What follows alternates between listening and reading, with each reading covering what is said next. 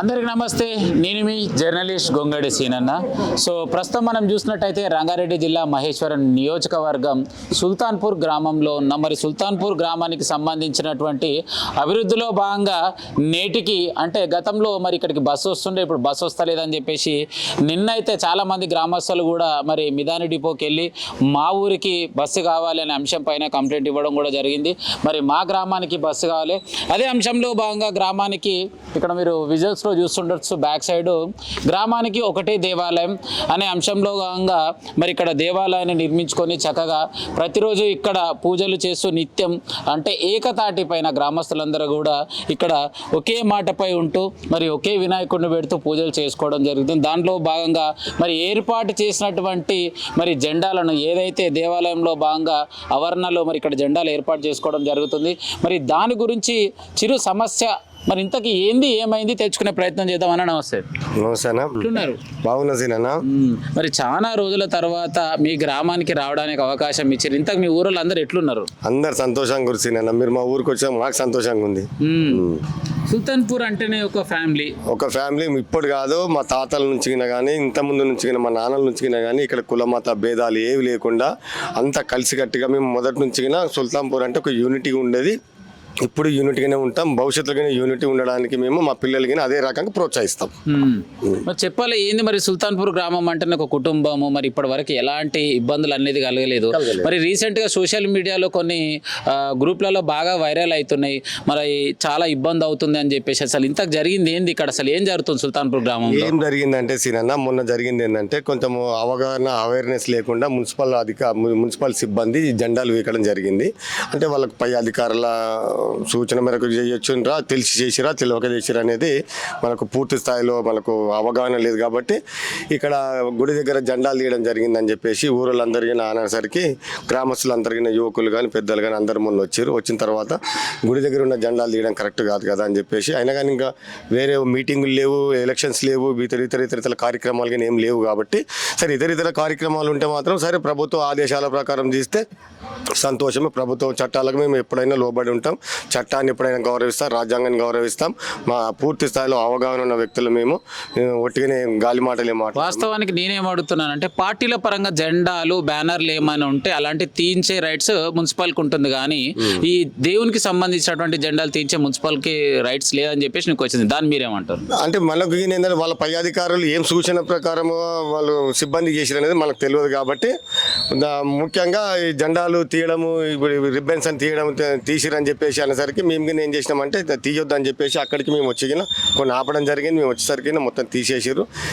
కాబట్టి ఇప్పుడు మా ఉద్దేశ ప్రకారం ఏంటంటే మా జెండాలు మా గుడి మీద మాకు ఉండాలి కాబట్టి మన ధర్మం మన హిందూ ధర్మానికి మనం 100% మనం కట్టుబడి ఉంటాం. కాబట్టి మళ్ళీ మేము జెండాలను తెచ్చినాం, జెండాలు కట్టినాం. యథావిధిగా మళ్ళీ ఇప్పుడు దాకా పూజా కార్యక్రమం చేయడం జరిగింది. మేము అందరం కింద హ్యాపీగానే ఉన్నాం. వాస్తవానికైతే పోలీసులు దగ్గరుండి తీయాల్సినటువంటి అవసరం ఉండదు కదా జెండాలకైనా. పోలీసులు దగ్గరుండి తీస్తున్నట్టు అంటే సోషల్ మీడియాలో వైరల్ అవుతుంది. మరి దానికి కారణం?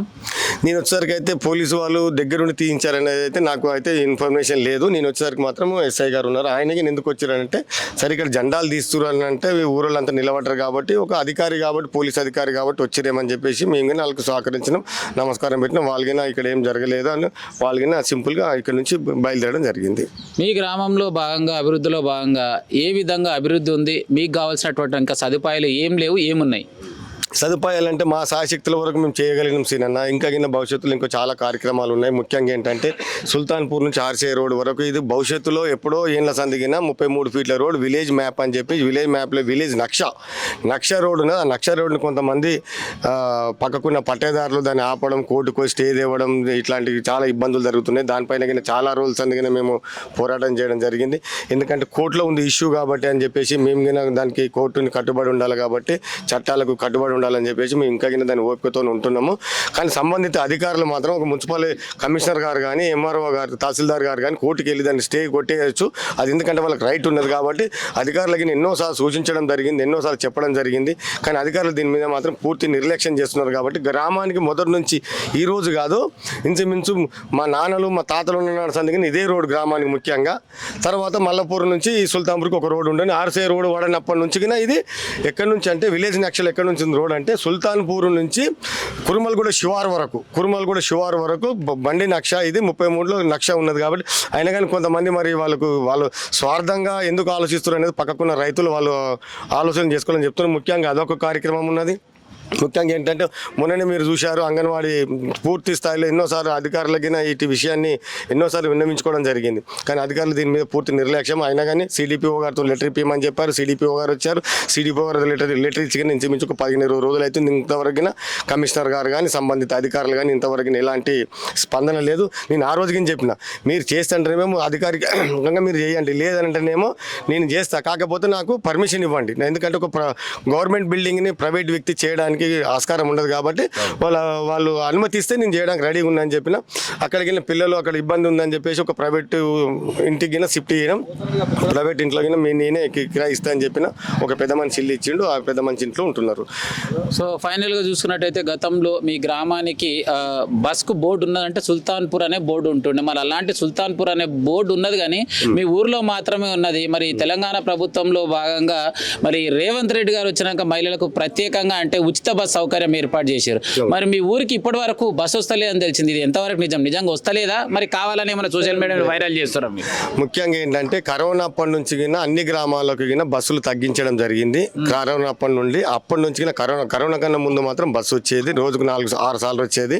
తర్వాత ఏమైందంటే ఇక్కడ కొంతమంది ప్యాసింజర్ తక్కువ అని చెప్పేసి ఆ బస్సుని 4 సార్లు వేయడం జరిగింది. పొద్దున 2 సార్లు, సాయంత్రం 2 సార్లు బాగానే వస్తున్నా కాబట్టి అందులో భాగంగా ఈ కరోనా టైం నుంచి అన్ని మన ఒక్క గ్రామం చాలా మందికి అడిగిన, కురుమల్గూడని అడిగిన, నాదర్గూడని అడిగితే ఏమన్నారంటే చాలా వరకు బస్సులు తగ్గించారు అని చెప్పేసి. సరే ఇక్కడికి ప్యాసింజర్ తక్కువ ఎక్కుతారు కదా అని చెప్పేసి అప్పటికి ఎన్నోసార్లు అప్పుడు మన ఎంపీ రంజిత్ రెడ్డి గారితో ఒకసారి నేను ఆర్ఎంఓ వరకు మిదాని డిపోకి సంబంధించి 2 సార్లు లెటర్ తీసుకుపోయినాం. లెటర్ ఇచ్చినాం, పంపుతామన్నారు. 2-3 సార్లు అధికారుల ద్వారా చెప్పడం జరిగింది. అధికారులు చెప్తే వాళ్ళు కొంచెం నిర్లక్ష్యంగా వహిస్తున్నారు.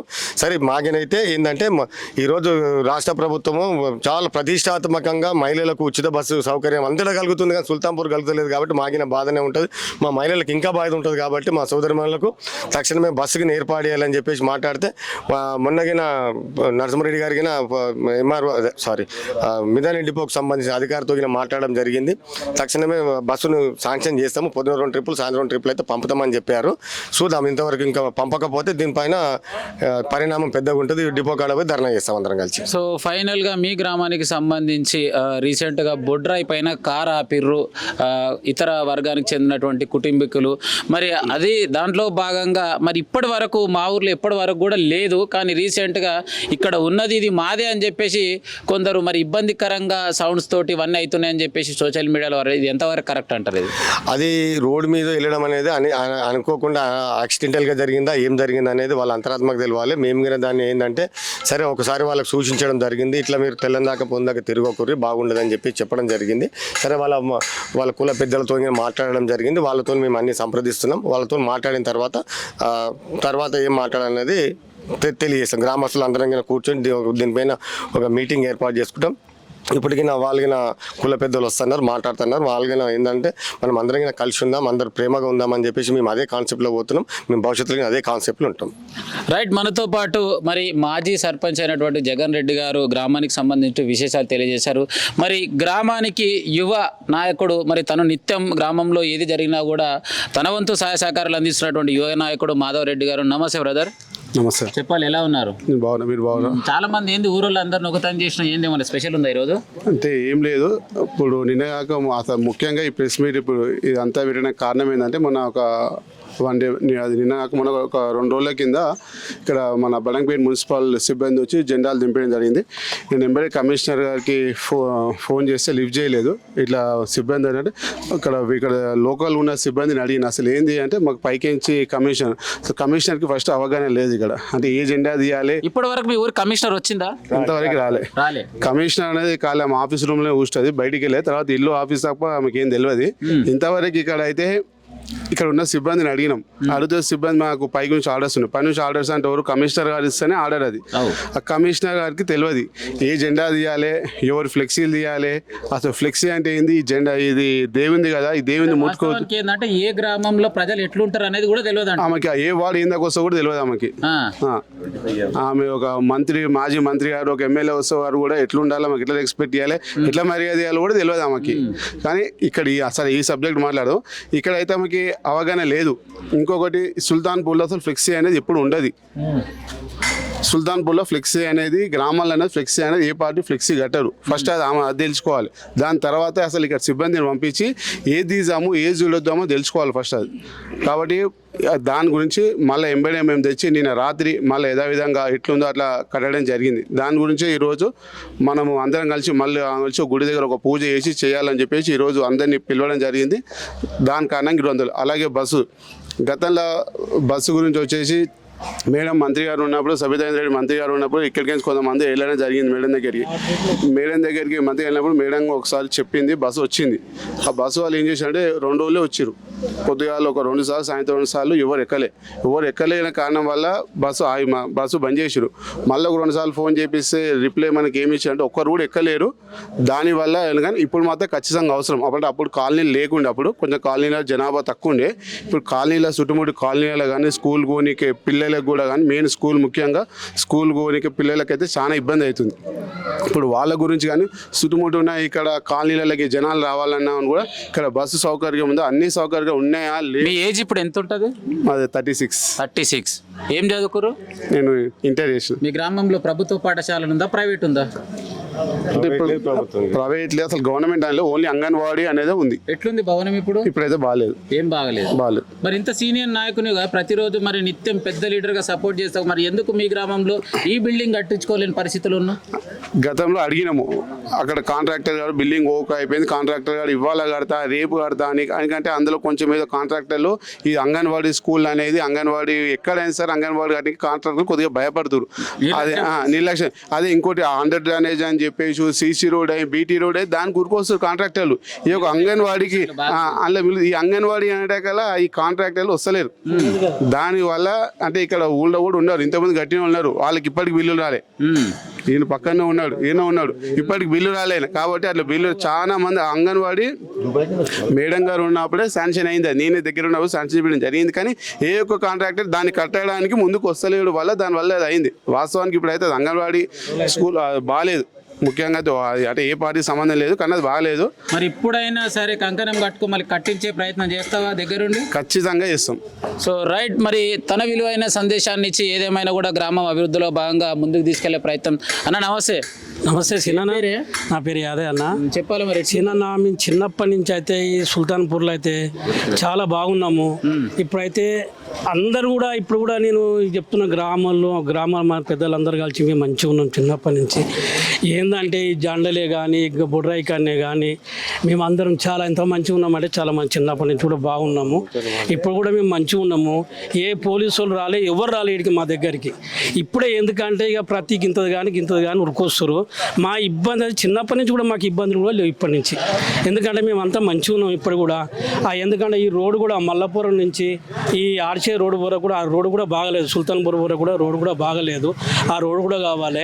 అదే ఇప్పుడు సర్పంచ్ సాబ్ చెప్పినట్టు కూడా ఆ ఆర్చే రోడ్ నుంచి సుల్తాన్పూర్ రోడ్డు కూడా బాగలేదు. ఇక్కడి నుంచి కూడా ఇవన్నీ బాగలేవు. ఆ పాఠశాల బాగలేదు. చాలా అంటే ఇబ్బంది ఉన్నాయి. ఈ 2-3 మాకైతే చాలా ఇబ్బంది ఉన్నాయి. ఇప్పుడైతే మేము చాలా బాగున్నాము. మాకు గొడవలు లేవు, ఏ పంచాదులు లేవు చిన్న. ఇప్పుడైతే మేము బాగున్నాం. రైట్, మనతో పాటు కష్టాన్ని నమ్ముకొని మరి ఏదైనా కూడా కష్టం చేస్తూ ముందుకెళ్ళి మరి కరెక్ట్ మనము చేసినట్టయితే హ్యాపీగా ఎదగలుగుతామని చెప్పేసి మరి అతి చిన్న వయసులో ఎదిగి అంటే తనకున్నటువంటి వయసుతో సంబంధం లేకుండా మరి ఎంత కష్టపడితే అంత ఫలితం దక్కుతుందని చూపించినటువంటి వ్యక్తి మధు అన్న. నమస్తే. మదన చెప్పాలి మరి సుల్తాన్పూర్ గ్రామం అంటేనే మరి మంచిగా ఫేమస్ ఉంటుంది, కలిసికట్టుగా ఉంటారని నిజమేంటవా? ఈ రోజు కాదు, మా నాన్నలు మా తాతల ముత్తాతల నుంచి కూడా ఒక కులమత భేదం లేకుండా ఈడో అన్న తమ్ముడు బావ బొమ్మలు సొంతం ఎట్లా ఉంటుందో అదే ఏ కుల మతం లేకుండా ఈ రోజు వరకు ఇంకా ముందుకు కూడా మా పిల్లలకు కూడా అదే నేర్పిస్తున్నాము, అలానే ఉంటాము ఎప్పటికి కూడా. ఎందుకంటే ఈడ కులమత భేదం వీళ్ళు అది ఇది అనేది లేదు. ఈ రోజు కాదు, మా తాత ముత్తాతల నుంచి కూడా లేదు. ఇప్పుడు కూడా అట్లనే ఉన్నది, అలాగనే కలిసిమెలిసి ఉంటాం.